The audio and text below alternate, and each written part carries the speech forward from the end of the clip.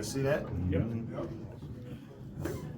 Okay, you saw me quench just the tip, right? That is to cool the tip off so that if I hammer on it, it won't affect the shape of it. Nice. That's what we're gonna be doing. So it's just the tip that goes in there. I'm gonna turn it around and we're putting the other side back in. We're gonna do the same thing on the other side. Curl on the other side too? Mm-hmm.